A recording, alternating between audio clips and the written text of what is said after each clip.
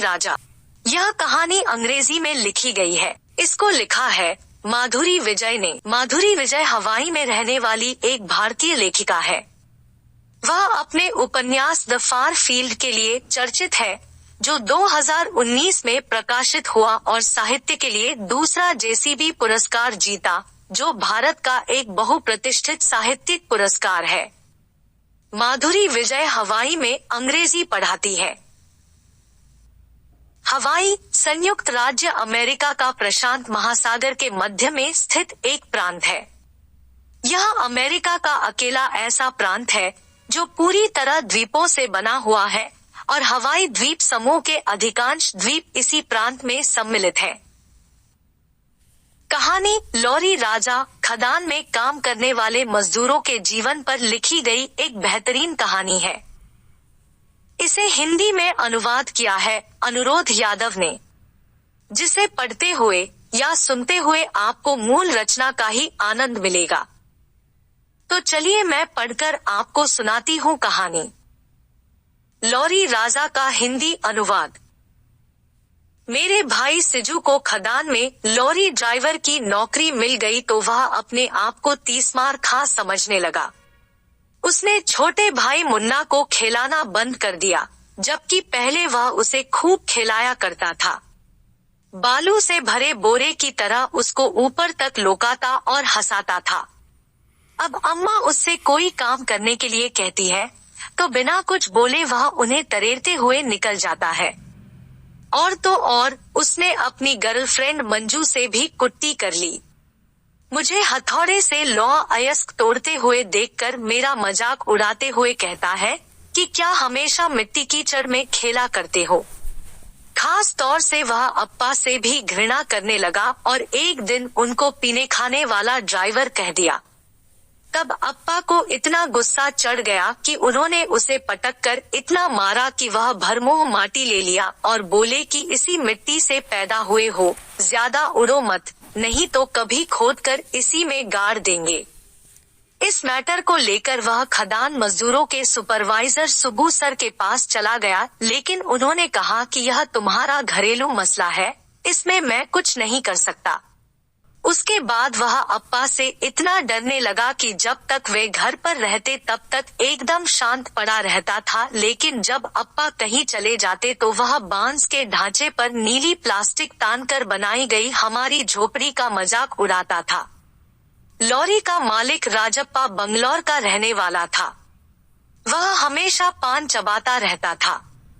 सिजू को वह regular driver को मिलने वाली पगार का सिर्फ आधा देता था, क्योंकि सिजू अभी 14 साल का था, इसलिए वह ज्यादा पैसे के लिए उससे तकझक भी नहीं कर सकता था। राजप्पा अपनी लॉरी का एक फेक परमिट बनवाया था, जो एक पतला सा ट्रांसपेरेंट कागज पर कुछ अस्पष्ट सा लिखा हुआ था और उस पर कोई एक्सपायरी डेट दर्ज नहीं थी। सिजू उसे लेकर हॉस्पेट रेलवे स्टेशन तक चलता था। मैंगलोर और चेन्नई जैसे महानगरों में वह नहीं जाता था, क्योंकि बॉर्डर पुलिस द्वारा पकड़े जाने का उसे भय लगता था। खदान की लॉरियों के क्लीनर मेरे जैसे लड़के होते थे। हम सिजू को लॉरी राजा कहकर बुलाते थे और उसके पीछे हम उसकी लंबे डग भरते हुए चलने की नकल करते थे। इससे उसे कोई फर्क नहीं पड़ता था। अपनी लॉरी की केबिन में वह एक राजा की तरह बैठता था। मैं यह मानता था कि वह राजा था और राजा की तरह दिखता भी था। उसके बाल काले घने और लंबे थे, जो पीछे उसकी गर्दन पर झूलते रहते थे। खदान की लौ अयस्क मिश्रित हवा में लगातार सांस लेते रहने पर भी उसके दांत चांदी जैसे सफेद थे। जब वह लॉरी की केबिन में बैठा रहता था तो हमें लगता था कि वह कोई वीआईपी है जो हमसे बहुत ऊपर है और उस तक हमारी पहुंच नहीं है। लौ अयस्क बंदरगाहों से होता हुआ महानगरों तक जाता था। मैंने कोई महानगर नहीं देखा था। उनके बारे में हमें सुब्बू सर ही कुछ बताते थे। वे कहते थे कि लौ अयस्क बंदरगाह पर पानी की जहाजों में लोड होकर लगभग एक हफ्ते की समुद्री यात्रा के बाद ऑस्ट्रेलिया, जापान तथा ज्यादातर चीन पहुंचता है। चीन में ओलंपिक गेम के आयोजन के लिए एक स्टेडियम बनाया जा रहा था। सुब्बू सर कहते थे कि ओलंपिक गेम वर्ल्ड कप के जैसा होता है, लेकिन उसमें क्रिकेट नहीं खेला जाता है। उसमें तैराकी, निशानेबाजी, टेनिस, कुश्ती जैसे गेम होते हैं। ओलंपिक गेम में जब कोई जीतता है तो उसे मेडल दिया जाता है। पिछले ओलंपिक गेम में भारत को बॉक्सिंग में एक गोल्ड मेडल मिला था। चीन में बन रहा स्टेडियम गोलाकार और किसी क्रिकेट स्टेडियम से 10 गुना बड़ा बनेगा। सुब्बू सर ने यह कहते हुए जब दोनों ओर अपने हाथ फैलाए तो कड़क इस्त्री की गई उनकी झक सफेद शर्ट काम के नीचे पसीने से भीगी हुई दिखाई दी। खदानों का नजारा देखने के बाद मुझे लगता था कि पूरी दुनिया खदानों में ही काम करती है। कर्नाटक और उसके पड़ोसी राज्य आंध्र प्रदेश में भयंकर सूखा पड़ा था।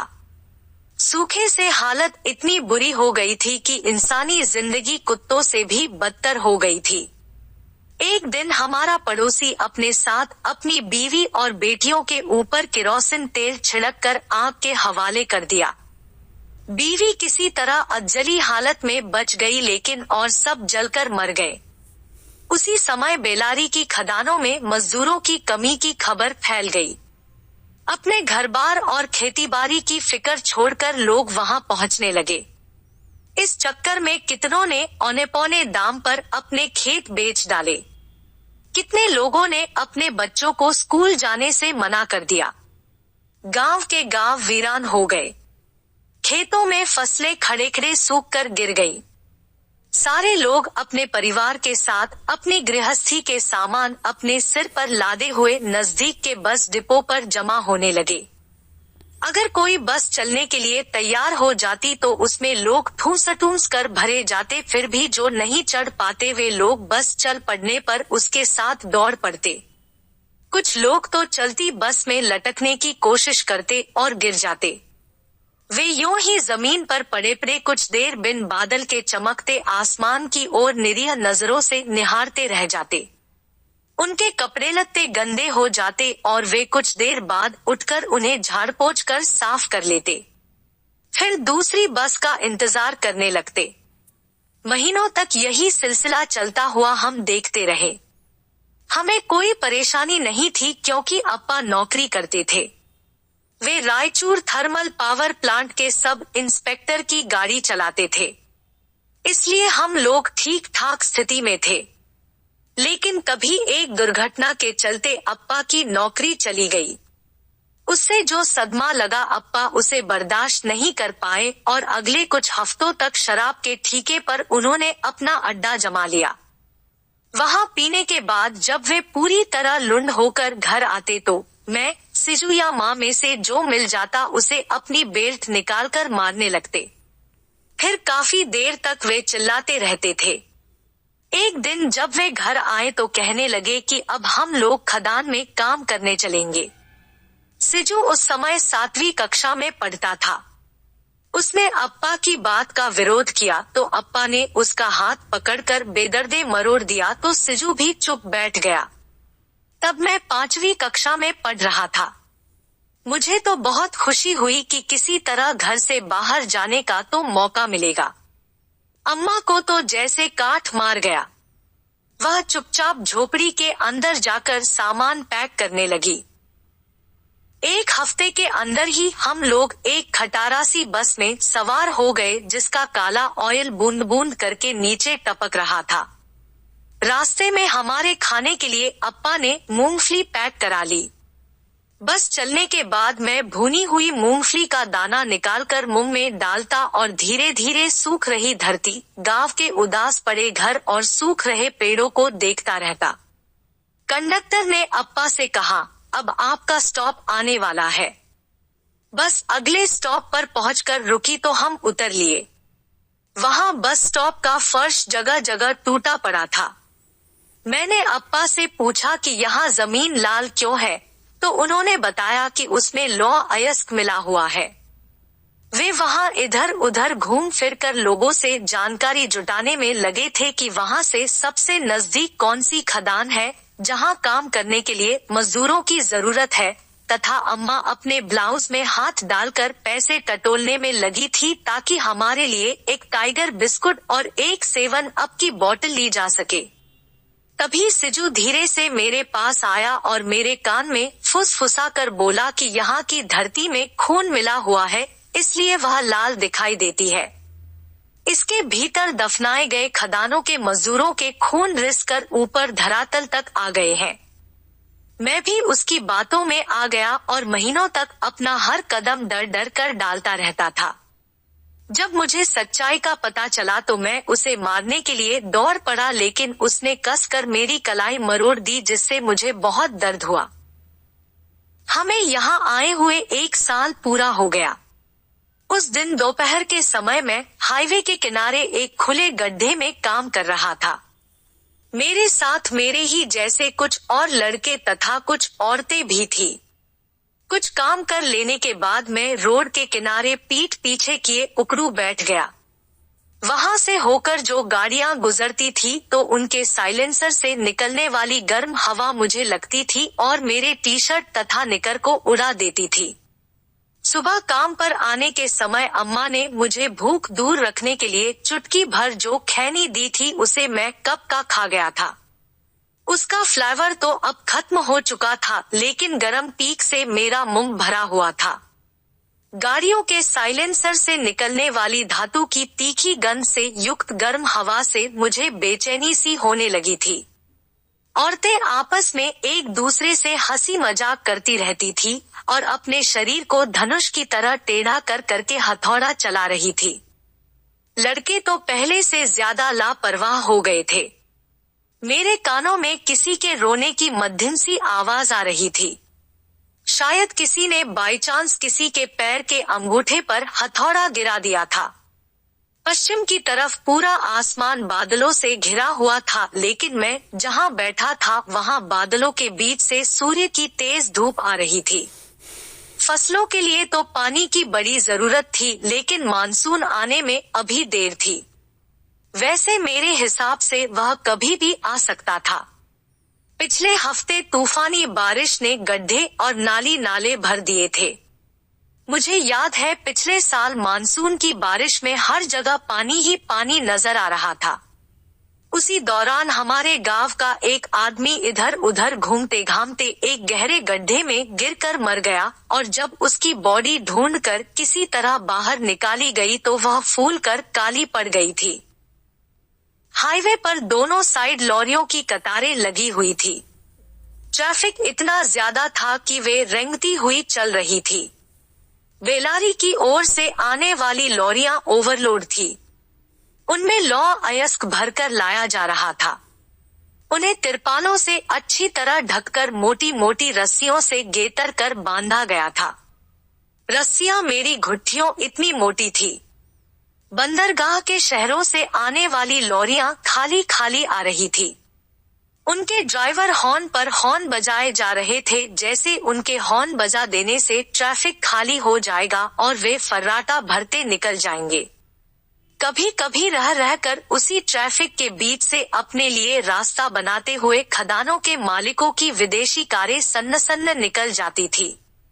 उन्हें देखने के लिए मैंने अपना मुंह सड़क की तरफ कर लिया और अपने मुंह में खैनी की जुगाली करते हुए मैं उन गाड़ियों के नामों का उच्चारण करने लगा।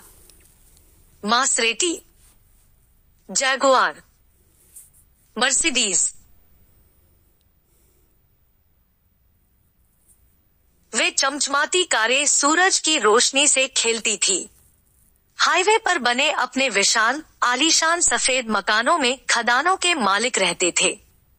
जब एक बार एक सुंदर मासरेटी कार गुजर रही थी तो उसकी चमचमाती बॉडी के आईने में मैं धूल मिट्टी में बैठा हुआ नजर आया और उसके साथ मेरे पीछे किसी लड़की की टेढ़ी मेढ़ी आकृति भी दिखाई दी। मैंने फौरन अपना हथौड़ा लिया और खड़ा होकर उसकी तरफ मुड़ा तो वह भाग चली जैसे मैं उसे मारने दौड़ पड़ूंगा। 2 दिन पहले 2 लड़कों को एक साथ मिट्टी में पड़ी हुई एक टाइटन घड़ी दिखाई दी थी। वे उसे लेने के लिए अपने हथौड़े लेकर लड़ पड़े थे और एक ने अपने हथौड़े से दूसरे का हाथ तोड़ दिया था। शायद यही सोचकर वह डर गई थी। अरे रुक जाओ, मैं तुम्हें मारूंगा नहीं, मैंने चिल्ला कर कहा। वह रुकी और मेरी तरफ मुड़कर मुस्कुराने लगी। उसके गालों पर डिंपल पड़ गए। वह एक स्कूल का ड्रेस पहने हुए थी जो उसके पूरे शरीर को ढक लिया था। घुटने के नीचे तक लटका हुआ और उसकी जिप ऊपर गले तक चढ़कर बंद होती थी। आगे का पोर्शन उसने झाड़कर साफ करने की कोशिश की। उसकी ड्रेस पहले सफेद थी किंतु लौ अयस्क से वह धीरे धीरे ललचाऊ हो गई।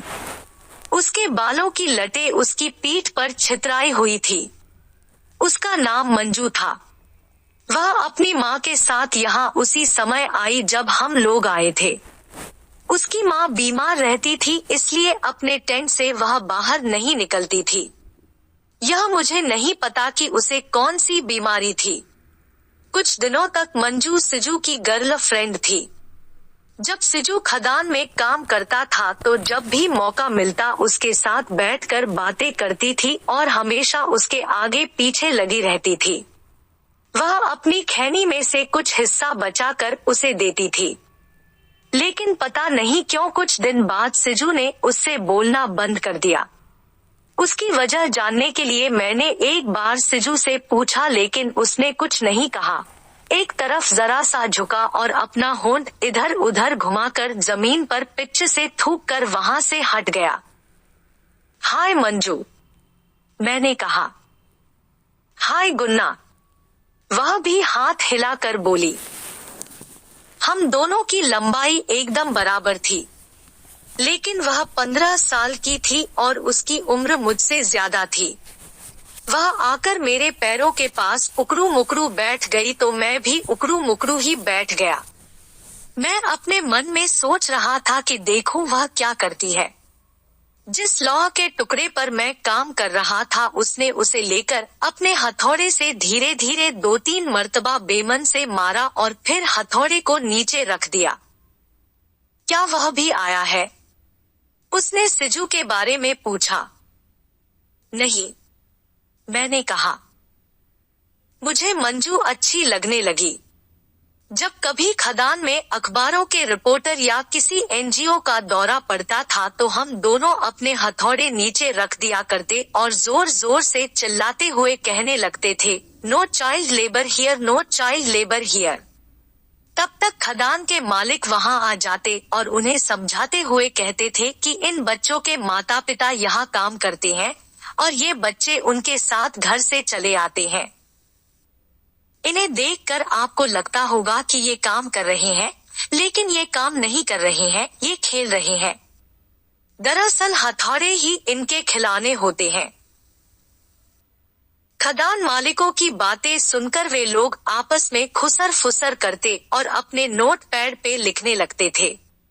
इन सब के बीच मंजू मेरी ओर देखकर अपनी भौहें रह रह कर ऊपर चढ़ा चढ़ा कर मुस्कुराती रहती थी। कुछ दिनों बाद हम लिंपिंग गेमों के बारे में जान गए। फिर तो हमने अपना लिंपिंग स्टार्ट कर दिया, जैसे दौड़ प्रतियोगिता, ढेला फेंक प्रतियोगिता, पत्थर का ढेर लगाओ प्रतियोगिता, शिला तोड़ प्रतियोगिता आदि। जो जीत जाता उसे नकली मेडल दिया जाता। मुझे मंजू के साथ खेलने में बड़ा मजा आता था क्योंकि उसके साथ खेलने में हमेशा मैं ही जीतता था और हार कर भी वह कभी गुस्सा नहीं करती थी, जबकि लड़के हार जाने पर लड़ाई झगड़ा करने लगते थे। मंजू, चलो दौड़ लगाएं। शर्त लगा लो, मैं ही गोल्ड मेडल जीतूंगा। मैंने कहा तो उसने सिर हिलाकर ना बोल दिया। उसका ध्यान हाईवे पर गुजरती लॉरियों के ऊपर लगा हुआ था।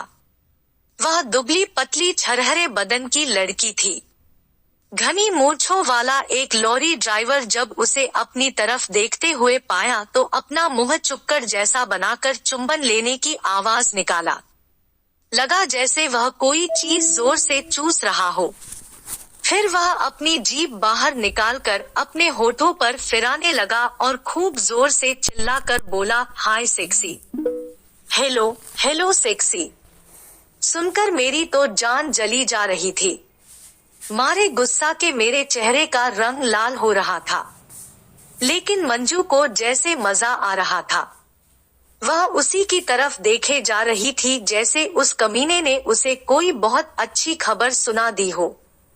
मैंने उसका तमाशा देखकर अपना ध्यान पुत्तू, एक कड़ाही जैसा बर्तन जिसमें लौह अयस्क भरकर कांटे पर वजन कराया जाता है, पुत्तू भरने पर लगा दिया। एक पुत्तू लौह अयस्क भरकर कांटे पर ले जाकर बेचने से 5 रुपए मिलते थे। अगर मैं अपने हाथ के अंगूठे के छालों की परवाह किए बगैर काम करूं तो एक दिन में 7-8 पुत्तू भर सकता था। दूसरे मजदूर हमारी तरफ ही देख रहे थे। लड़के तो हमें घूर रहे थे। मैंने मुंह के अंदर भरी खैनी की पीक को धीरे से दाएं से बाएं गलफड़ में कर लिया। तुम्हें अभी से यह सब नहीं करना चाहिए, मंजू ने कहा। क्यों? क्यों नहीं करना चाहिए? मैंने हैरानी से पूछा। मेरा मतलब कि तुम्हें स्कूल में पढ़ना चाहिए था, मंजू बोली तो मुझे उसका कोई जवाब देते नहीं बना। स्कूल का मुंह देखे मुझे अब तक 2 साल हो चुके थे। मेरी ज़हन में क्लासरूम की सिर्फ धुंधली सी याद बची हुई थी।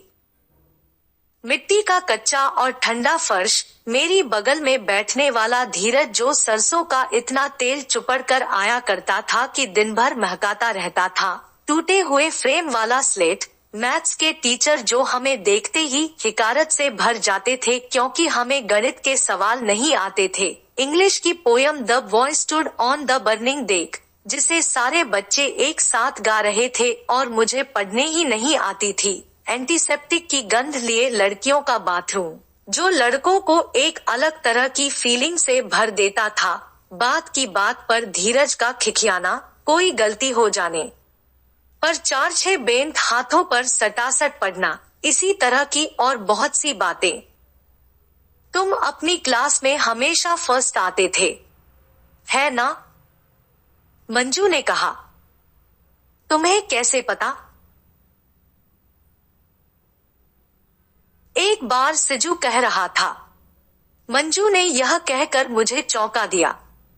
फिर उसने आगे बताया कि सिजू कहता था कि हमेशा तुम्हारा हर सब्जेक्ट में 100 में 100 नंबर आता था, यहाँ तक कि मैथ्स में भी। वह यह भी कहता था कि तुम्हें अपना कीमती समय और ऊर्जा नष्ट नहीं करना चाहिए। उसने मुझसे तो ऐसा कभी नहीं कहा। यह कहा तो किसी एनजीओ वाले का लगता है। लेकिन एक बात है मंजू, यह मुझे बहुत अच्छा लगता है, मैंने कहा। क्यों? उसने पूछा। मैं उससे बताना चाहता था कि यहाँ मैं बड़े मजे से खेल सकता हूँ। खदान के आसपास इतना विशाल और खुला मैदान है कि मैं जहाँ चाहूँ वहाँ जा सकता हूँ। काम जरा कठिन है लेकिन यहाँ का माहौल बहुत मजेदार है। लेकिन तभी मंजू ने अपना हथौड़ा नीचे रख दिया और बोली, ओ देखो, वह आ रहा है। सिजू की लॉरी दूसरों से अलग नहीं थी। वह उसकी साफ सफाई का बड़ा ध्यान रखता था। उसकी केबिन का अंदरूनी हिस्सा नारंगी रंग से और बाहरी हिस्सा भूरे रंग से पेंट किया हुआ था। सिजू लौह अयस्क भरकर हॉस्पिटल स्टेशन की तरफ जा रहा था। उसकी लॉरी की बॉडी किसी तोंद वाले आदमी की तरह फूली हुई थी। उसकी लॉरी के पिछले हिस्से पर एक शेर और ऊपर मुंह उठाए 2 हिरन के चित्र बनाए गए थे। उनके चित्रों पर सिजू का बराबर ध्यान रहता था। वह क्लीनर से कहकर उन्हें रोज अच्छी तरह से साफ करवाता रहता था। उसने हमें हाईवे के किनारे उकड़ू बैठा हुआ जरूर देखा होगा, फिर भी न देखने का बहाना करके वह सामने सड़क पर अपनी नजर गड़ा रखी थी। जब वह करीब पहुंचा तो मैंने कहा, ओए सिजू, जरा इधर भी देख लिया करो। वह जरा सा देखा और फिर अपनी नजर सड़क पर लगा दी। मंजू अपनी बड़ी बड़ी आंखों से उसे ही देखे जा रही थी। वहीं पास में कुछ औरतें काम कर रही थी। उनमें से एक जो एक आंख से कानी थी, उसने अपने मुंह में भरी हुई खैनी की पीक को पच्च से थूका और बोली, बहुत हो गया तेरा नाटक, अब जा यहाँ से, कहीं और जाकर मर। उन लड़कों को अपना काम करने दे। मंजू के ऊपर जब उसका कोई असर नहीं हुआ तो वह और जोर जोर से चिल्लाती हुई बोली, हे, सुन रही हो? मैं तुम्ही से कह रही हूँ, जा यहाँ से। मंजू ने एक पत्थर का टुकड़ा उठाया और यूं ही उसकी तरफ फेंक दिया। वह जाकर उस औरत के कंधे पर लग गया और वह दर्द से चिल्लाई, रंडी। जब उसने हिकारत से कहा तो मंजू भी चिल्लाते हुए बोली, रंडी, तूने मुझे रंडी कहा कानी बंदरिया। उसकी आवाज कांपने लगी थी। मैं मंजू को गुस्से में देखकर डर गया और कुछ नहीं बोला। उसने मेरे अयस के टुकड़े को लिया और उस पर अपना हथौड़ा मारने लगी। मंजू, मैं उससे कुछ कहना चाहता था। मुझे लगा कि वह रो देगी, लेकिन उसने कहा कि काश तुम्हारे पास एक लॉरी होती तो हम दोनों उसमें बैठकर चीन चलते। उसके बाद मैं लौ अयस्क से अपना पुत्तू भरकर कांटे पर ले गया। जाते वक्त मैंने ढलान के ऊपर अम्मा को दूसरी औरतों के साथ काम करते हुए देखा। वह अयस्क का चूरा चलनी से चाल रही थी। लौ की लाल डस्ट का गुबार उसके इर्द गिर्द इकट्ठा हो गया था। कुछ दूर मुन्ना धूल मिट्टी में पड़ा पड़ा चक्कर काटकर खेल रहा था। उसे कपड़े के नाम पर मेरी एक शर्ट पहना दी गई थी, वरना वह एकदम नंगा था। अगर वह सरकता हुआ कुछ दूर चला जाता तो अम्मा या उसके साथ काम कर रही कोई औरत उसको हाथ या पैर से पहली जगह पर कर दिया करती थी। जब मुन्ना मुझे देख लेता तो अपना छोटा सा हाथ उठाकर खुशी से छटपटाने लगता था। मैंने पुत्तू में लौ अयस्क भरकर चौथा खेप कांटे पे वजन कराकर दर्ज करवाया और लोड होने के लिए लाइन में खड़ी पहली लॉरी में खाली कर दिया। कांटे और परमिट यार्ड के बीच में एक दीवार थी। वहीं हमारे टेंट के 3 गुना बड़े आकार में बना हुआ सुबू सर का टिन शेड था, जिसमें लेबर ऑफिस था। अपनी अपनी शिकायत सभी लोग उसी में दर्ज करवाते थे। उसके लिए एक बड़ा सा रजिस्टर था। उसमें ही सारे रिकॉर्ड लिखे जाते थे। एक दिन में कितने मजदूरों ने काम किया, कितने पुत्तू भरे गए, कितने लोग खदान के टेंट में रहते हैं और कितने दूर से आकर काम करते हैं, यह सारा कुछ। सुबह दूर से काम करने वाले मजदूर जब आ जाते तो सुबू सर अपनी ऑफिस से बाहर निकलते थे और उनमें से छांटकर कुछ मजदूरों को काम पर रख लेते और कुछ को काम नहीं मिल पाता था। जिन्हें काम नहीं मिलता था वे तुरंत बस डिपो पर चले जाते और वहां से बस पकड़कर अपनी भाग्य आजमाने दूसरी खदान में जाते थे। जिन मजदूरों को काम पर रखा जाता उन्हें हथौड़ा और पुत्तू दिया जाता था, लेकिन कुछ मजदूर अपने साथ हथौड़ा और पुत्तू लेकर आते थे। सुब्बू सर की शेड खदान के हर कोने से दिखाई देती थी। उसके बाहर उनकी मरून कलर की स्टीम कार खड़ी रहती थी। वे पेप्सी पीते हुए एक बैकहो लोडर की छाया में खड़े थे। वे पूरी बाह की शर्ट पहने हुए थे, जिसकी ऊपरी बटन खुली हुई थी, इसलिए उसके नीचे की सफेद बनियान दिखाई दे रही थी और उसके ऊपर उनकी छाती के बाल भी नजर आ रहे थे। वे पसीने से तर थे। पेट, पीठ और कांध के नीचे उनकी शर्ट भीगी हुई दिख रही थी। उसे देखता हुआ मैं वहीं खड़ा था। काम करने वाली एक लड़की कुछ कहने के लिए उनके पास आई। सुब्बू सर उसकी बात अपनी गर्दन झुकाए हुए बड़े ध्यान से सुनते रहे। उसके बाद उन्होंने लड़की के कंधे पर अपना हाथ रख दिया और उससे कुछ कहने लगे। लड़की उनकी बात चुपचाप सुनती रही। जब उन्होंने कहना बंद किया और अपना हाथ उसके कंधे से हटा लिया तो वह चली गई। खदान कैंप में एक बच्चे को लेकर अक्सर चर्चा होती रहती है कि उसका चेहरा मोहरा सुब्बू सर से बिल्कुल मैच करता है। उसकी माँ रेलथिन औरत है जिसका नाम सावित्री है। उसके पति के आने से पहले वह खदान कैंप से भगा दी जाती है। मैंने अप्पा को कहते सुना है कि सुब्बू एक निर्लज्ज टाइप का आदमी है और एक नंबर का कमीना है। सिर्फ कपड़े सफेद पहनकर वह सभ्य दिखने की कोशिश करता है, लेकिन वह आचरण से बिल्कुल घटिया है। सुब्बू सर को देखता हुआ जब मैं खड़ा था तो मुझे लगा कि वे मेरी मदद कर सकते हैं। यह सोचकर मेरा दिल जोर जोर से धड़कने लगा और मैंने उनके साथ बात करने, अपने आप को उनके साथ खड़े होने और मेरी बात मुस्कुरा कर ध्यान से सुनते हुए उनके सिर हिलाते रहने की कल्पना की। तब मैं उनके नजदीक गया। उनकी पेप्सी खत्म हो गई थी। पेप्सी की खाली बोतल उन्होंने लोडर के नीचे फेंक दिया। अभी तक मेरे ऊपर उनका तनिक भी ध्यान नहीं था। उन्होंने अपनी जेब से रुमाल निकालकर अपना मुंह साफ किया। मुझे देखते ही उन्होंने पूछा, क्यों, आराम कर रहे हो? खदान में मैं काम करता हूँ यह वे जानते थे, लेकिन मेरे नाम से अभी वाकिफ नहीं थे। मेरे जैसे सैकड़ों बच्चे खदान में काम करते होंगे और सारे के सारे जब लाल ही दिखाई देते हैं तो उन्हें सब एक जैसे लगते होंगे। हाँ साहब, बस 5 मिनट हुआ है। मैंने कहा कि कहीं ऐसा न हो कि वे यह समझ ले कि मैं काम से जी चुरा रहा हूँ। ठीक है ठीक है, उन्होंने कहा। साहब, कुछ देर चुपचाप खड़े रहकर मैंने उनसे कुछ कहने की कोशिश की। हाँ बोलो, क्या बात है? साहब, मुझे आपसे कुछ कहना है, मैंने कहा तो वे मेरी तरफ बड़े ध्यान से देखने लगे। मैंने जोर से सांस ली और उनकी आंखों से आंखें मिलाईं। मुझे उनकी आंखें थोड़ी सी अलग किंतु दया से भरी हुई लगी।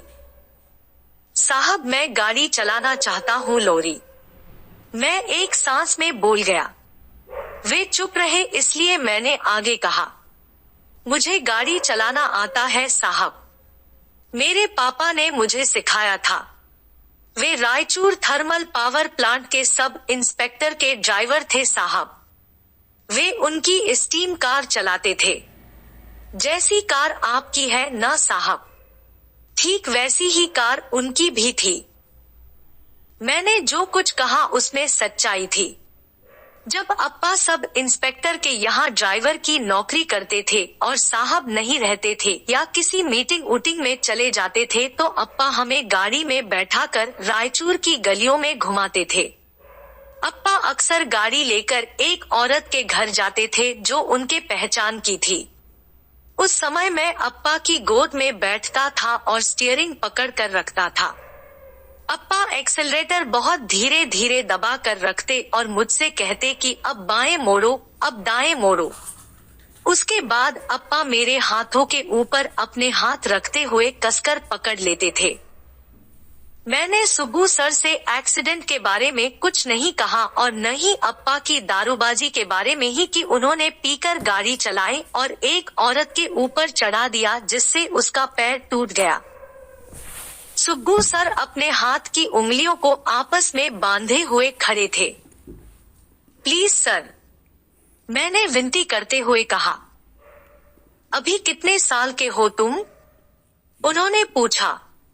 जरा सा रुककर मैंने अपने आप को कंट्रोल किया, फिर कहा 13। 13? उन्होंने आश्चर्यचकित होकर कहा और अपनी आंखें मुलमुलाते हुए ऊपर सूर्य की तरफ देखा। फिर एक मजदूर की तरफ इशारा किया जो लौ अयस्त से लाल सरपीले मैदान पर धीरे धीरे चल रहा था। चमकते हुए सूर्य की रोशनी में दूर से देखने पर वह एक बिंदु या पुत्तू में रखने लायक लौ अयस्क के एक छोटे टुकड़े के समान दिखाई दे रहा था। उसे देख रहे हो? उन्होंने पूछा। हाँ साहब, मैंने कहा और हम दोनों उसकी तरफ कुछ देर ध्यान से देखते रहे। वह क्या कर रहा है? सुब्बू सर ने अगला सवाल किया।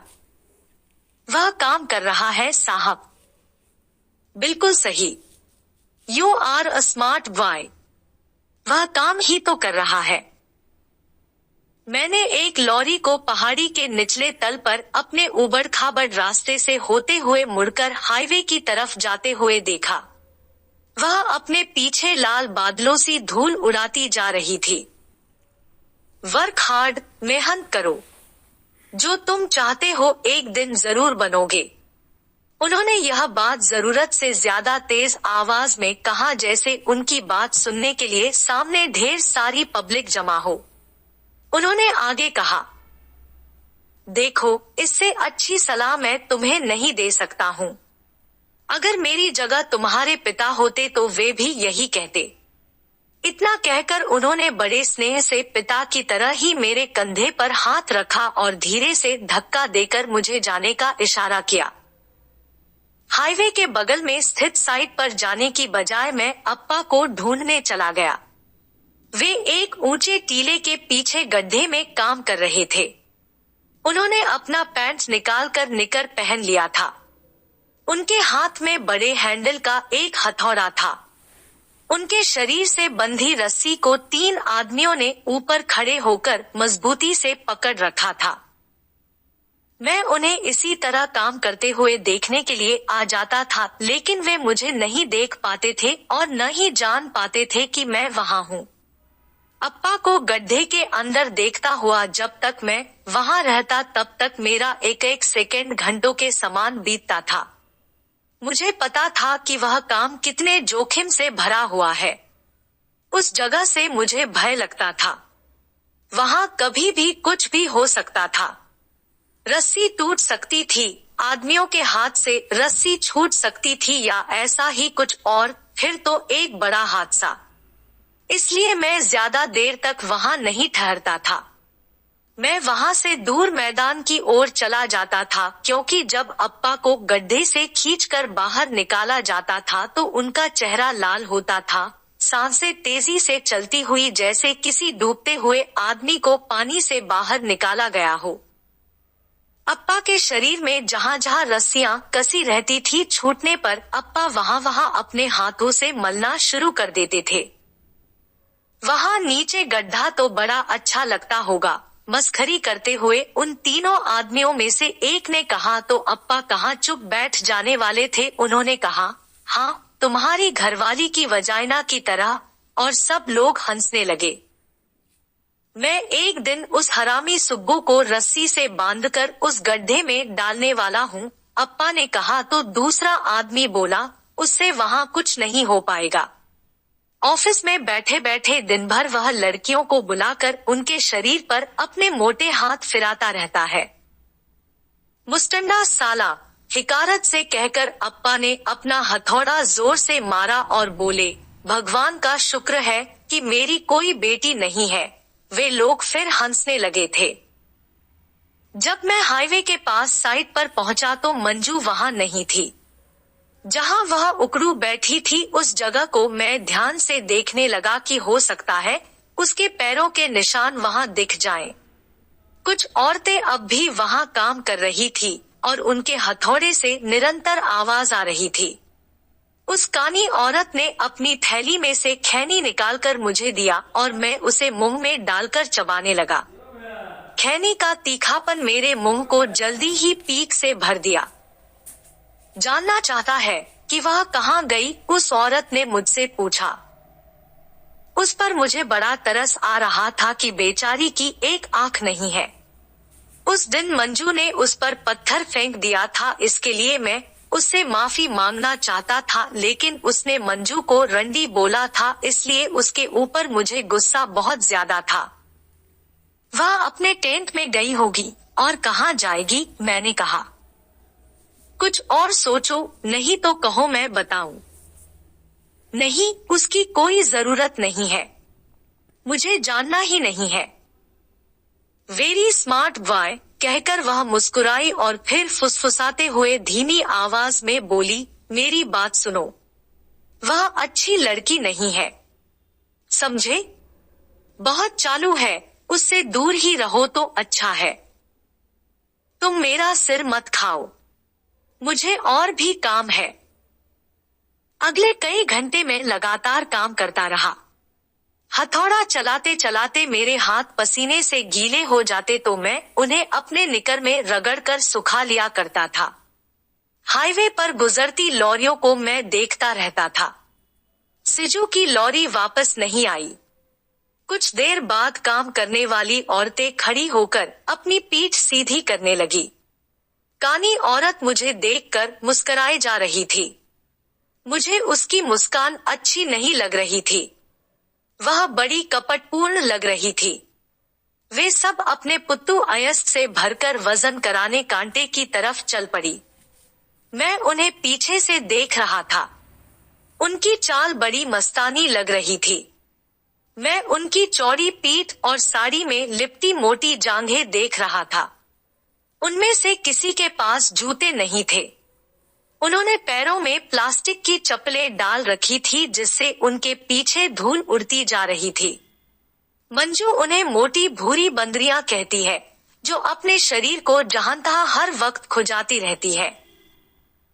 दिन चढ़ने के साथ पास स्थित गंदे तालाब से उठ रही बदबू हवा के साथ मिलकर उसे बोझिल बना देती थी। तालाब से सटा हुआ जो मैदान था उसमें सब लोग शौच करने जाते थे। कोई भी कभी भी उसमें जाकर बैठ जाता था, कभी आड़ लेकर तो कभी खुलेआम। ऐसा करने वालों में औरतें और लड़कियां भी शामिल थी। मैंने अपना आखिरी पुत्तू भरकर कांटे पर वजन कराकर रजिस्टर में दर्ज करवाया और टेंट में वापस आ गया तो देखा कि अम्मा खाना बनाने के लिए कोयला जला रही थी। गुन्ना, जरा देखो पान कहाँ है, उन्होंने फुसफुसाते हुए मुझसे कहा। हम लोग एक प्लास्टिक की थैली में पान के पत्ते और जूते की पॉलिश के टिन के डिब्बे में कटी सोपारी वगैरह रखते थे। मैंने थैली में से ढूंढकर सब कुछ निकाला। मुन्ना की नाक बह रही है, उसे साफ कर दो, उन्होंने आदेश देने के अंदाज में कहा। मैं मुन्ना की नाक उसी की आस्तीन में पोंछकर साफ कर दिया करता था।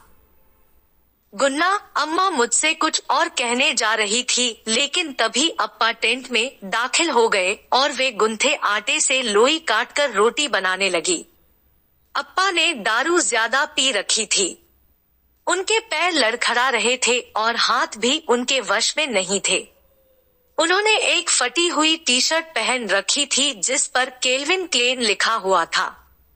उनकी पैंट घुटने तक मुड़ी हुई थी।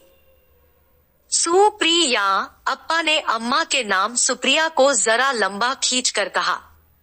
अम्मा कुछ नहीं बोली। बड़ी सीरियस हो? क्या बात है? अप्पा ने कहा। वे अपने चेहरे को अजीब तरीके से सिकोड़ फैला रहे थे। उनकी सांसों से दारू की बास निकलकर पूरे टेंट में फैल रही थी।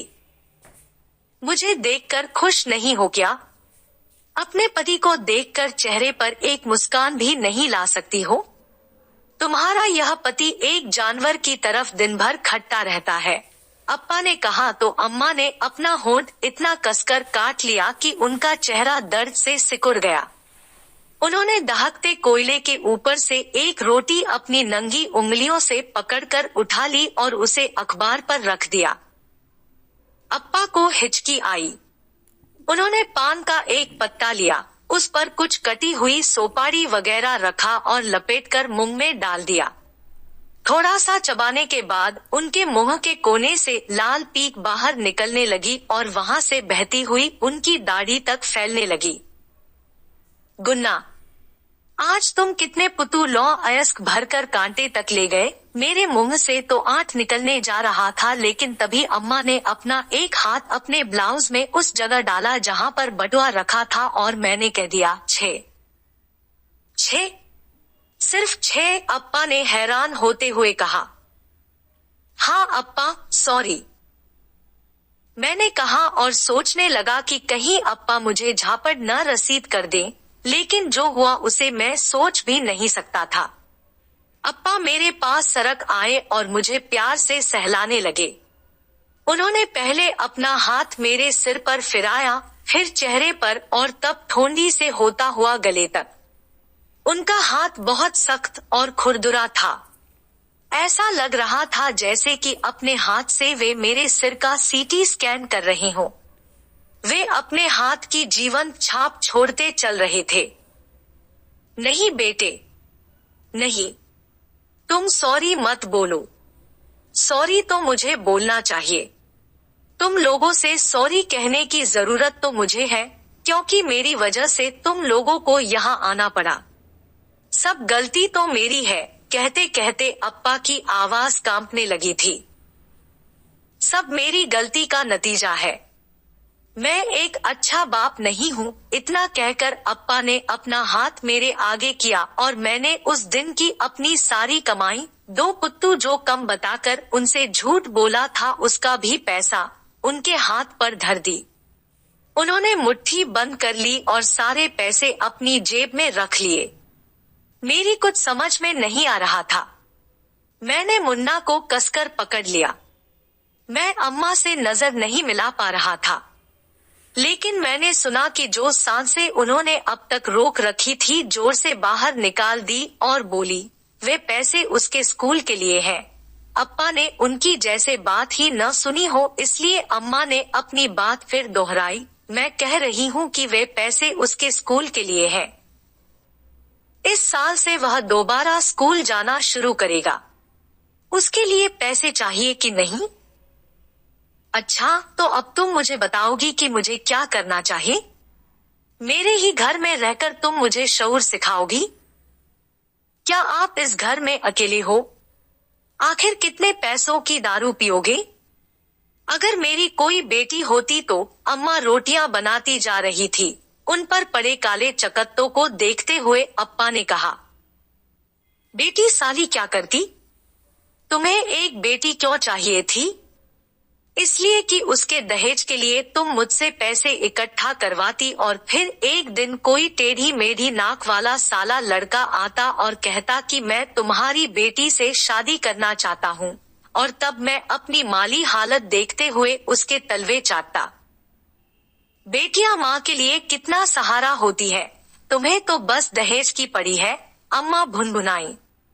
मैं सोच रहा था कि अप्पा मेरी तरह अम्मा को भी प्यार से सहलाएंगे, लेकिन मैंने देखा कि अम्मा के पास जाकर उन्होंने साड़ी और पेटीकोट से ऊपर तथा ब्लाउज से नीचे कमर पर जोर से चिकोटी काट ली। अम्मा दर्द के मारे छटपटाकर रह गई। जहां उन्होंने पकड़ा था छोड़ने के बाद वह जगह काली पड़ गई। अम्मा सिसकने लगी, लेकिन उन्होंने रोटियां बनाना बंद नहीं किया। अप्पा चुप नहीं रहे, वे बड़बड़ाते रहे। सुप्रिया, तुम्हें पता है कि तुम्हारी प्रॉब्लम क्या है? तुम हरदम रोनी सूरत बनाकर रखती हो। तुम्हें मुस्कुराना चाहिए। जो औरत साली मुस्कुराती नहीं है वह अच्छी नहीं लगती है। अम्मा ने एक नजर कोयलों पर डाली और कनखियों से अप्पा को देखा जो कुछ कुछ झुके हुए खड़े थे। उसी वक्त सिजू टेंट के दरवाजे पर आकर खड़ा हुआ। मैंने उसे देखा। वह बालों को अच्छे से सेट किया हुआ था और खुश लग रहा था। वह दरवाजे पर ही खड़े खड़े हमें देख रहा था। तुम वहां क्यों खड़े हो? अंदर आकर बैठ जाओ, अप्पा ने कहा। सिजू ने वहीं से अपने लिए जगह तजबीजा और आकर मेरे तथा अप्पा के बीच में बैठ गया। उसके बैठ जाने से टेंट एकदम भरा भरा दिखने लगा। हम बिल्कुल पास पास हो गए थे। भय और क्रोध हमारे इर्द गिर्द तीतरों की तरह उड़ रहे थे। आज तुम कहाँ गए थे? अम्मा ने सिजू से पूछा। उसकी आदत थी कि अगर अम्मा कुछ पूछती तो वह अपना मुंह दूसरी तरफ घुमा लिया करता था और अम्मा की बात का कोई जवाब नहीं देता था, लेकिन आज वह अम्मा के पूछने पर उनकी तरफ दयाभाव से देख रहा था। उसके हाव भाव से लग रहा था कि अब वह अम्मा के बारे में सोचने लगा है। उसने अम्मा के सवाल का जवाब दिया, हॉस्पेट। हॉस्पेट कैसी जगह है? अम्मा बोली। ठीक है, कोई बहुत गंदी जगह नहीं है। उसके कहते ही अप्पा बोल पड़े, और कितनी गंदगी की तुम उम्मीद करते हो?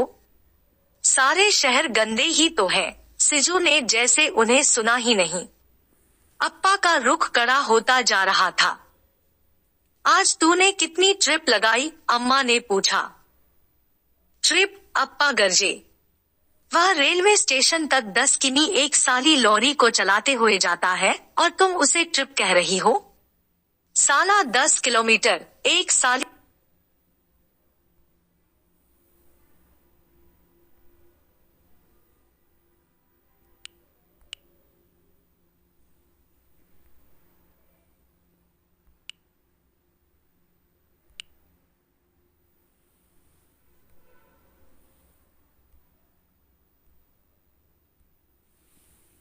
आज तूने कितनी ट्रिप लगाई? अम्मा ने पूछा।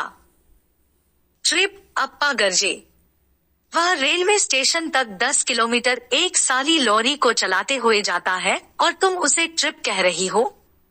साला 10 किलोमीटर एक साली लॉरी को चलाकर जाना, यह भी कोई ट्रिप हो गई? कोई कुछ नहीं बोला। सिजू बैठे बैठे अपने पैरों की मालिश करता रहा और अम्मा रोटियां बनाकर कोयले पर डालती रही। अप्पा सिजू की तरफ मुखातिब हुए और कड़क कर बोले, तुम्हारी अम्मा ने तुमसे कुछ पूछा है, सुना नहीं क्या? एकदम बहरे हो गए हो? 3, सिजू ने धीरे से कहा। और जोर से बोलो, अप्पा चिल्लाए। 3 तो कहा हूं, सिजू ने कहा। सुप्रिया, कुछ सुना तुमने? तुम्हें मुस्कुराने की वजह चाहिए ना। तुम्हारा बेटा उस साले रेलवे स्टेशन तक एक साली लॉरी को चलाते हुए 3 बार जाता है, यानी 3 ट्रिप। जब ऐसा होनहार बेटा तुम्हारे पास है तो तुम्हें बेटी क्यों चाहिए? उनकी नजर सिजू के ऊपर से हट ही नहीं रही थी। अम्मा ने आखिरी रोटी बनाकर कोयले पर रखी। साला लॉरी ड्राइवर होकर अपने आप को साला राजा समझता है, अप्पा भुनभुनाए। मैंने मुन्ना को चिकोटी काटी ताकि वह रोने लगे और सबका ध्यान उसकी तरफ चला जाए, लेकिन मुन्ना को जैसे कुछ असर ही नहीं हुआ। मैंने दोबारा उसे चिकोटी जरा जोर से काटी, लेकिन मुन्ना को तो जैसे सांप सूंघ गया था। वह अब की बार भी टस से मस नहीं हुआ और मैं उसे गोद में लिए लिए अब थक चुका था, इसलिए उसका वजन मुझे ज्यादा लगने लगा था। एक कोयले का टुकड़ा चटका तो उसमें से चिंगारियां उड़ी और मैं चिहुम गया। मुझे वह दिन याद आ गया जब एक्सीडेंट के बाद थर्मल पावर स्टेशन का मैनेजर हमारे घर आया था। वह चिल्ला रहा था और उसके मुंह से थूक निकलकर अप्पा के चेहरे पर पड़ रहा था, तो भी अप्पा अपना चेहरा पोंछकर साफ नहीं करते थे। वे मैनेजर से हाथ जोड़कर विनती कर रहे थे, no sir, sorry sir, no sir, sorry sir, जैसे वे कोई कविता रट रहे हों। उस रात वे घर से बाहर जाकर सड़क पर सो गए। जब अम्मा उनको बुलाने गई तो वे बोले, सुप्रिया, तुम जाओ, मुझे यहाँ अकेला छोड़ दो। मैं इसी लायक हूँ। और मुझे आज भी याद है कि अम्मा उनके सिर को पकड़कर धीरे धीरे तब तक कुछ कहती रही जब तक कि वे उठकर घर आने के लिए राजी नहीं हो गए। अप्पा इस इंतजार में थे कि सिजू अब करेगा क्या। मैं सोच रहा था कि वह उठकर अप्पा को मारेगा, लेकिन उसने अपने कंधे उचकाते हुए कहा, दिन भर साले लोहे के ऊपर हथौड़ा चलाने से एक साली लॉरी का ड्राइवर होना अच्छा है। यह कहकर वह मेरी ओर देखने लगा और मैंने अपना मुंह दूसरी तरफ फेर लिया। अम्मा ने अपनी उंगलियों से रोटियों पर नींबू का अचार लगाया और उन्हें पाइप की तरह गोल गोल लपेटकर हमें देती गई। उसके बाद उसने मुन्ना को उठाने के लिए अपना हाथ बढ़ाया तो ढीले ढाले ब्लाउज में से उसकी एक छाती बाहर निकल आई, जिसका भूरा निप्पल भी दिख गया। गरम गरम रोटी अचार के साथ खाने में बहुत टेस्टी लग रही थी। मेरा पूरा ध्यान सिर्फ खाने पर था। मैं जल्दी जल्दी रोटियों का बड़ा बड़ा निवाला काटकर भकोसे जा रहा था। मैं हमेशा इसी तरह जल्दी जल्दी खा लेता हूँ। पेट भर खा लेने के बाद मैं रिलैक्स हो गया। रोटी में इतनी ताकत होती है कि वह शांति, निद्रा और शरीर में गर्माहट ला सकती है। इस दौरान टेंट में एकदम चुप्पी छाई हुई थी। कोई कुछ नहीं बोल रहा था। सिजू अपना मुंह मेरे कानों के पास लाया और फुसफुसाते हुए बोला, मुझे तुमसे कुछ कहना है। लेकिन मुझे तुमसे कुछ नहीं सुनना है, मैंने भी बहुत धीरे से कहा। हम लोग धीमी आवाज में बातें कर रहे थे क्योंकि हमें लगता था कि अप्पा शायद सो रहे हों। उनकी नाक से धीमी धीमी आवाज आ रही थी। अरे एक मिनट सुनना, सिजू ने कहा। क्यों? क्योंकि लॉरी राजा कुछ कहना चाहता है, मैं बोला। चुप, उसने कहा। मैंने अपने कानों में उंगलियां डालकर धीमी आवाज में गाना शुरू किया, लॉरी राजा, लॉरी राजा, लॉरी राजा, लॉरी राजा। यह एक तरह का मूर्खपना था, मुझे पता था। गुन्ना, सुनना, सिजू जरा जोर से बोला। तुम लोगों ने क्या शोर मचा रखा है? अप्पा आंखें बंद किए ही बड़बड़ाए। कुछ नहीं, सिजू ने कहा। कुछ नहीं, मैं भी उसकी हाँ में हाँ मिलाते हुए बोला। अप्पा फिर एक बार शांत हो गए। अम्मा मुन्ना को अपना दूध पिला रही थी। मुन्ना अपने मुंह में अम्मा का निप्पल डाले मजे से चूस रहा था। अम्मा उसे ध्यानपूर्वक देख रही थी। मैंने सिजू से कहा, वह कानी औरत मंजू को आज साइड पे रंडी बोल रही थी। वह अपने घुटनों पर जमी मैल छुड़ाने में लगा हुआ था। जब वह कुछ नहीं बोला तो मैंने एक बार फिर अपनी बात दोहराई। तुम दोनों क्या बातें कर रहे हो? अम्मा ने पूछा। सिजू से पहले मैं बोला, वही मंजू के बारे में जो इसकी गर्लफ्रेंड थी। अरे वही लड़की जिसकी माँ बीमार है? हाँ। उस बेचारी को मैं क्या कहूँ? अगर मुझसे कुछ हो पाता तो मैं उससे मिलने चली जाती, अम्मा ने कहा। मुन्ना अभी भी उनका दूध पी रहा था। अम्मा उसके सिर पर प्यार से अपना हाथ फेरने लगी। अम्मा, तुम परेशान मत हो, उसे किसी चीज की जरूरत नहीं है, सिजू ने कहा। मैं जाकर देख आता हूँ कि वह ठीक ठाक है कि नहीं, कहते हुए मैं उठकर खड़ा हुआ। चलो मैं भी चलता हूँ, सिजू ने कहा और वह भी उठकर खड़ा हो गया। मैं चिल्लाया, नहीं, तुम्हें वहां जाने की कोई जरूरत नहीं। हाँ तुम दोनों जाओ, मुझे अनसुना करके अम्मा ने कहा। सिजू, तब तक अप्पा बोल पड़े। वे अभी अच्छी तरह सोए नहीं थे। उनकी पैंट घुटनों तक मुड़ी होने से उनके पैरों के पिछले हिस्से में मोटी मोटी नसें दिखाई पड़ रही थी। मुझे वह गड्ढा याद हो आया जिसमें वे एक लंबे हैंडल वाले हथौड़े को लेकर काम करते हैं। अप्पा बहुत लंबे तगड़े नहीं हैं, लेकिन वे लगातार 10-10 घंटे हथौड़ा चलाते हैं। सिजू ने उन्हें कुछ देर देखा और फिर अपनी जेब में हाथ डाला। उसमें से कुछ मुड़ी हुई नोटें निकालकर उसने अप्पा की फैली हुई हथेली पर रख दी। अप्पा ने उन्हें अपनी उसी जेब में रखा जिसमें अभी कुछ देर पहले उन्होंने मेरे पैसे रखे थे। कुछ बुदबुदाते हुए उन्होंने अपनी आंखें बंद कर ली। अम्मा हमें देख रही थी। उन्होंने कहा, ये लो, उन्हें कुछ दे देना। उन्होंने 2 रोटियां देकर मुझे कागज में लपेटने के लिए कहा। जल्दी चले आना, बारिश होने वाली है, उन्होंने कहा। अगर तुम ना चाहो तो मत आना, मैंने रास्ते में सिजू से कहा, लेकिन वह चुप रहा। हाँ हूँ कुछ नहीं बोला। मैं बोर हो रहा था। हमारे पैरों के बराबर का एक चूहा कहीं से निकलकर हमारे पास से होकर भागा। हमारे टेंट में चूहे बहुत हैं। वे हमारी खाने पीने की चीजें खा जाते हैं, कपड़े लत्तों को काट डालते हैं। इतना ही नहीं, कभी कभी वे सोते हुए बच्चे को काट लेते हैं। पिछले साल तो एक बच्चा चूहे के काटने से मर गया था। मंजू अपने टेंट में नहीं थी। उसमें सिर्फ उसकी माँ की सांसों की खरखराहट सुनाई पड़ रही थी। सिजू ने मुझे दरवाजे से झांकने का इशारा किया और उधर जाने के लिए ढकेला, लेकिन मैंने मना कर दिया।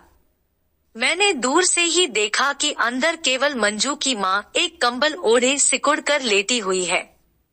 वह खांसने लगी तो मैं और पीछे हट गया। वह तो अंदर नहीं है, मैंने कहा। स्मार्ट। अब क्या करें? तो चलो लौट चलते हैं अपने टेंट की ओर, सिजू बोला। तुम जाओ, मैं तो इंतजार करूंगा। वह यही कहीं होगी।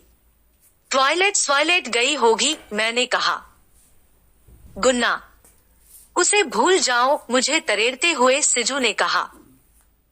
नहीं, मैं बोला, मैं लॉरी चलाऊंगा और वह मेरी लॉरी में बैठकर मेरे साथ चीन जाएगी। क्या पागलों सी बात कर रहे हो? सच्ची कह रहा हूँ। वह मुझसे बोली है कि गुन्ना तुम लॉरी चलाना सीख लो। जब तुम लॉरी चलाने लगोगे तो हम दोनों लॉरी में बैठकर लिम्पिंग गेम देखने चीन चलेंगे। मैंने एक दिन सुब्बू सर से कहा भी, लेकिन उन्होंने अभी ना बोल दिया। फिर भी उन्होंने मुझे भरोसा दिया कि परिश्रम करो, जो तुम चाहते हो वह एक दिन जरूर बनोगे।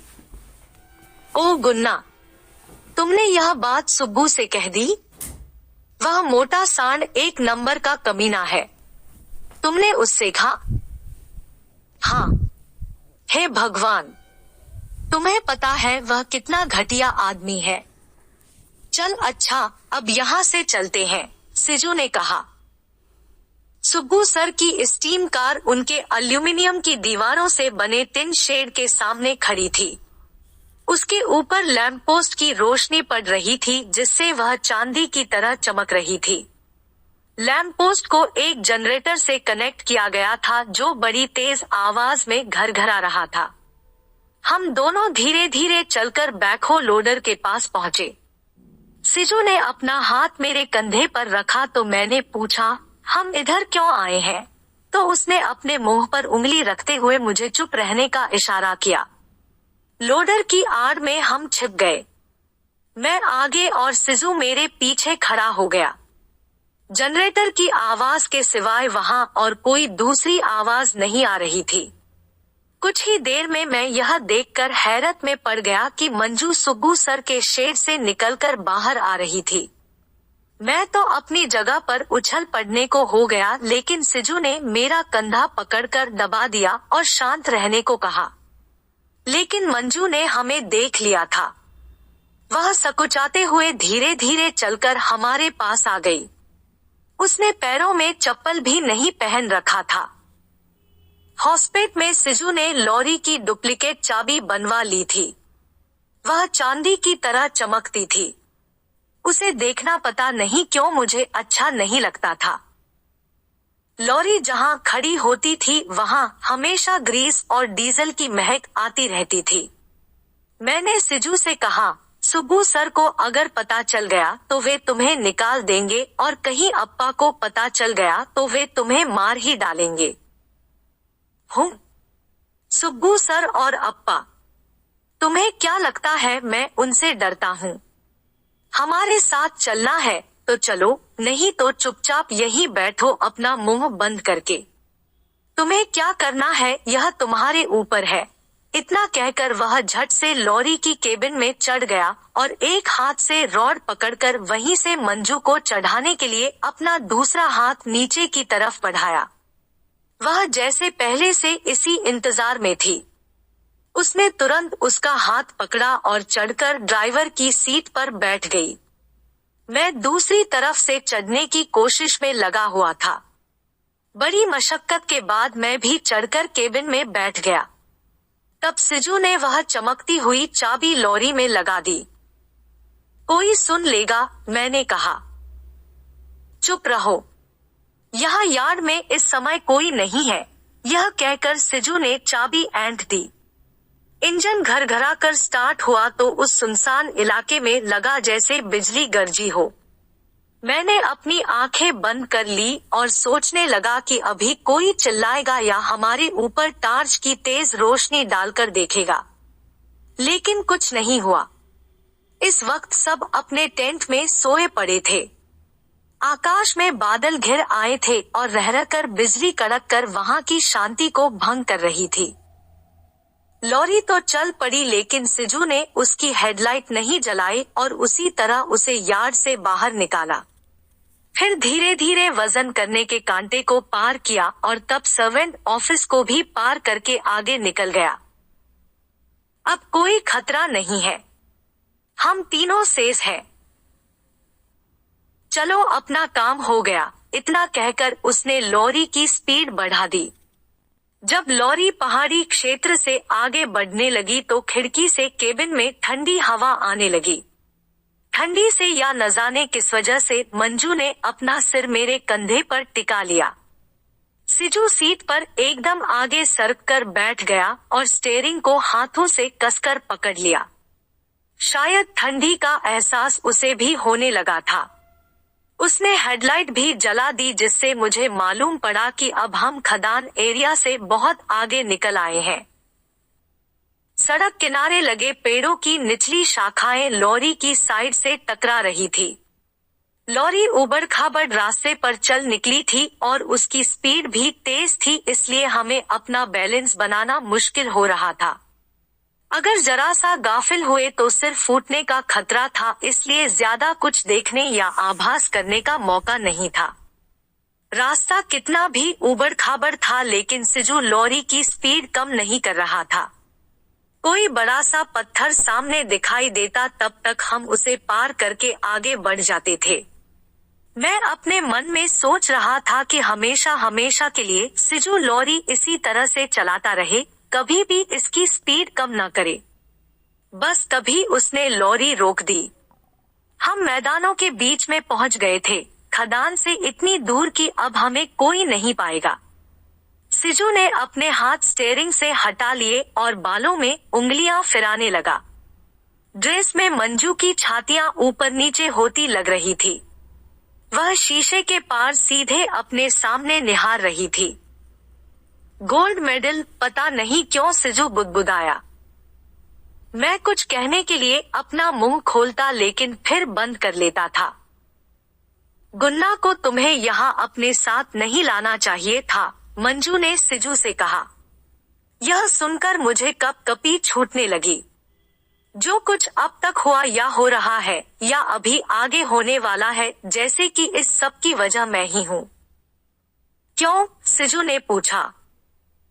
क्या इसका आना जरूरी था? हाँ। क्या तुम जानती हो कि यह कल सुब्बू के पास गया था कि इसे लॉरी चलाना है? सिर्फ तुम्हारे लिए कि नहीं? लेकिन सुब्बू ने मना कर दिया। वह बहुत बड़ा कमीना है। तुम्हारे ऊपर भी तो उसकी बुरी नजर है। तुम क्या सोचते हो? वह सब मुझे अच्छा लगता है, मंजू सीधे अपने सामने देखती हुई बोलती जा रही थी। पैसे के लिए मैं उससे भीख मांगते मांगते थक गई। सर, मुझे दवा लेना है, पैसे दे दो। सर, ऑपरेशन करवाना है, पैसे दे दो। सर, माँ को खांसी हो गई है, उसके लिए दवा लेना है, पैसे दे दो। सर, डॉक्टर कह रहे थे कि उसके फेफड़ों में सूजन हो गई है, डॉक्टर साहब की फीस देनी है, पैसे दे दो। तुम ही बताओ, ऐसे में आखिर मैं क्या करती? तुम सोचते हो कि उससे अपने आप को नुचवाना मुझे अच्छा लगता है। तुम्हें लगता होगा कि मैं कोई बहुत बड़ा गेम कर रही हूँ। खदान में तुम काम भी तो करती हो, फिर तुम्हें यह सब क्यों करना पड़ता है? सिजू ने कहा। वहाँ एक दिन का 50 रुपया मिलता है और उसके लिए रात दिन खटना पड़ता है। इतने पर भी खाने को पूरा नहीं पड़ता। तुम कभी कभी तो मुझे एकदम बॉडम लगते हो। तुमसे होशियार तो गुन्ना ही है। इतना कहते कहते जान पड़ा कि वह गिर जाएगी। संभलने के लिए उसने मेरे कंधे का सहारा ले लिया। मंजू, मैंने कहा सिर्फ इसलिए कि उसका नाम लेना मुझे अच्छा लगता था। सिजू कुछ देर चुपचाप बैठा रहा, फिर उसके गले से घर्र घर्र की आवाज आने लगी। उसकी सांसें तेजी से चलने लगी थी। वह कैबिन का दरवाजा खोलकर नीचे उतर लिया। आओ, चलो मेरे साथ, उसने मंजू से कहा। यह सुनकर मैं भी बाहर निकलने के लिए अपनी तरफ का दरवाजा खोलने लगा। तुम कहाँ चले? तुम वहीं रुको, सिजू ने मुझसे कहा। लेकिन मंजू ने मेरी बात पूरी नहीं होने दी। बीच में रोककर बोली, गुन्ना, तुम अभी रुको यहीं। उसकी बात से मैं दुखी हो गया। मैंने निराशा में अपना होंठ काट लिया। तब मुझे ढांढस बढ़ाने के लिए मेरे गले में बाहें डालकर मंजू ने मुझे खींचकर अपने से सटा लिया। उसके बालों से लौह की खुशबू आ रही थी। उस खुशबू का अपना एक आकार था, जैसे किसी बिल्डिंग का होता है। मेरे दिमाग में पता नहीं क्यों उस पड़ोसी की पत्नी की तस्वीर आ रही थी जिसे उसके पति ने अपने साथ पूरे परिवार को जलाकर मारना चाहता था, लेकिन वह किसी तरह से जिंदा बच गई थी और एक मंदिर में वहां के पुजारी की कृपा से शरण लिया था। कभी कभी वह औरत अपने सिर पर गाय के गोबर का उपला रखकर उधर से गुजरने वालों की तरफ पागलों की तरह देखती रहती थी। बिना मतलब उसकी याद मेरे मन में आ गई। उसी वक्त मंजू मुझे छोड़कर ड्राइवर की सीट पर जा बैठी और वहीं से अपने पैरों को लटकाकर नीचे उतरने लगी, लेकिन जमीन पर पांव पहुंचते पहुंचते इसके बाद सिजू उसे लेकर लॉरी के पीछे चला गया।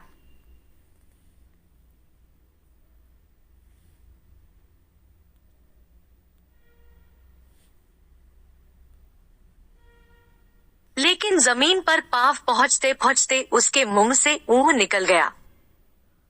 इसके बाद सिजू उसे लेकर लॉरी के पीछे चला गया। वहां पीछे लगी सीकड़ निकालकर लॉरी का बैक पैनल खोलने की आवाज मुझे सुनाई पड़ी। पूरी लॉरी खाली थी।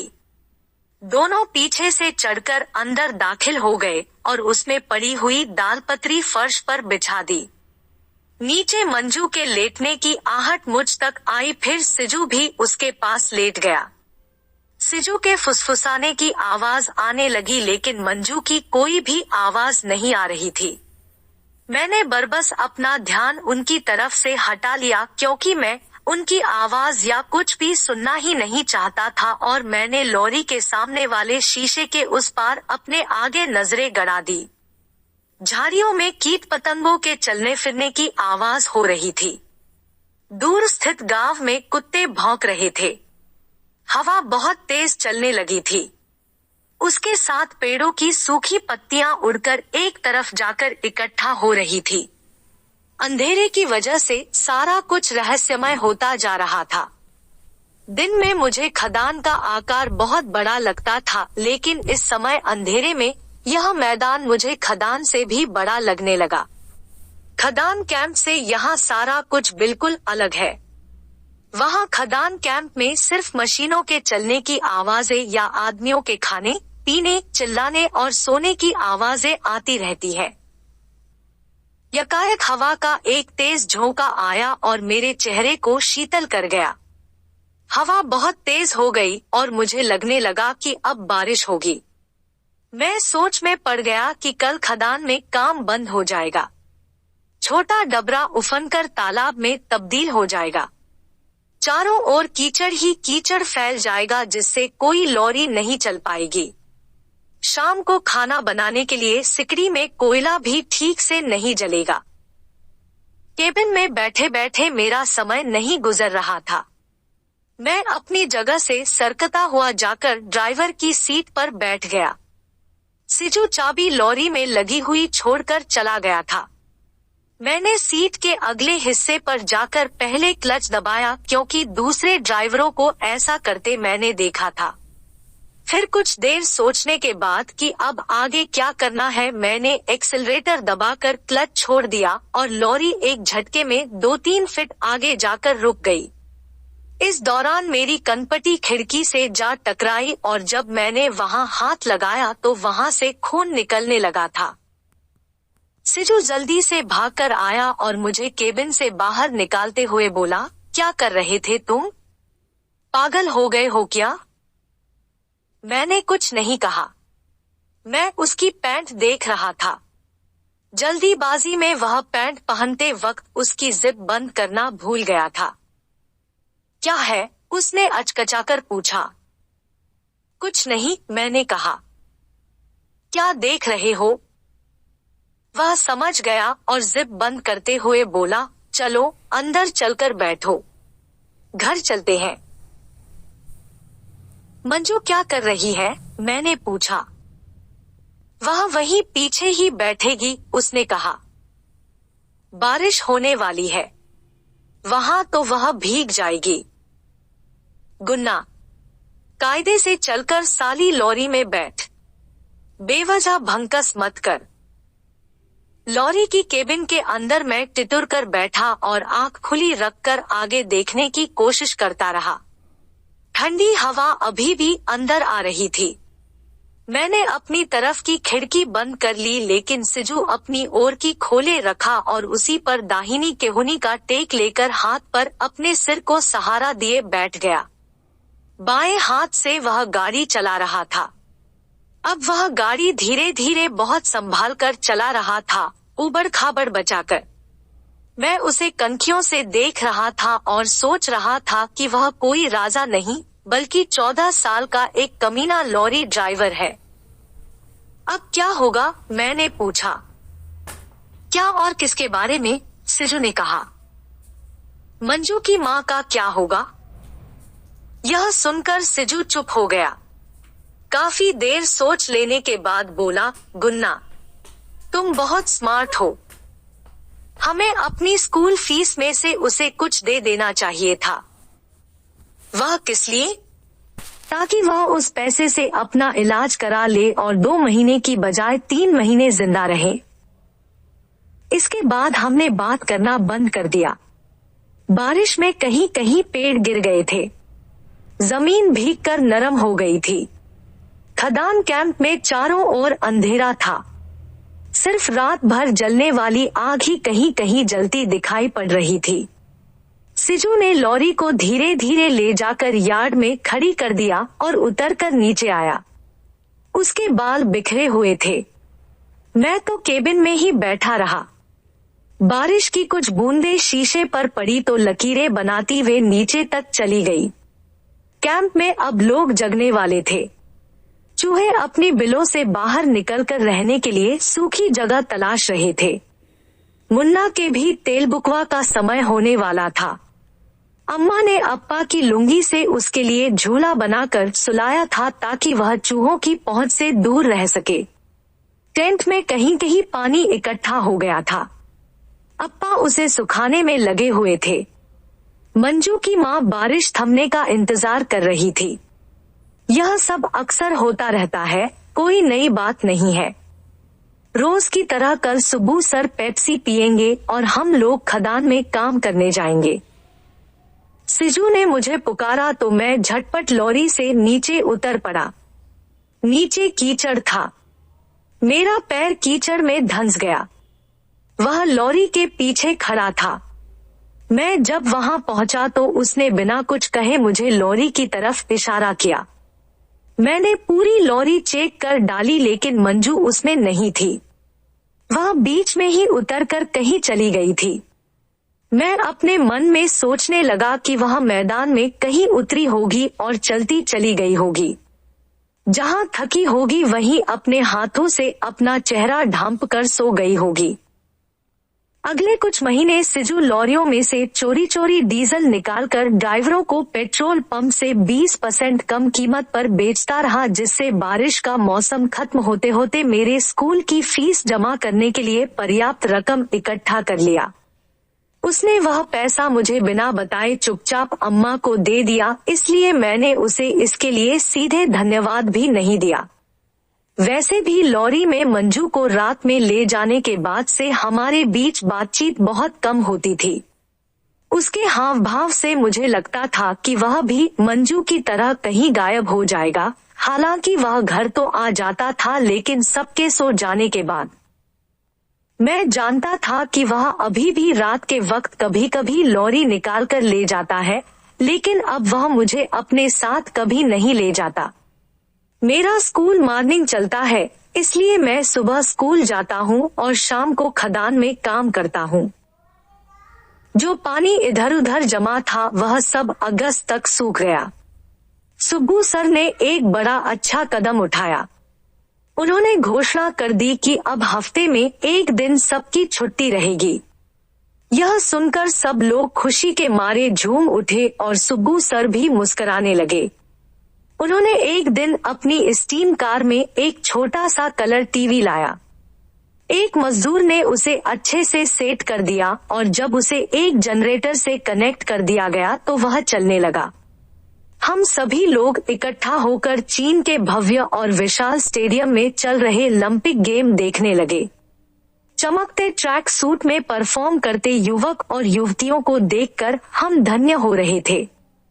शानदार स्टेडियम में रंग, रोशनी, संगीत और खेलों का गजब तमाशा हमारे मन को मोह लेता था।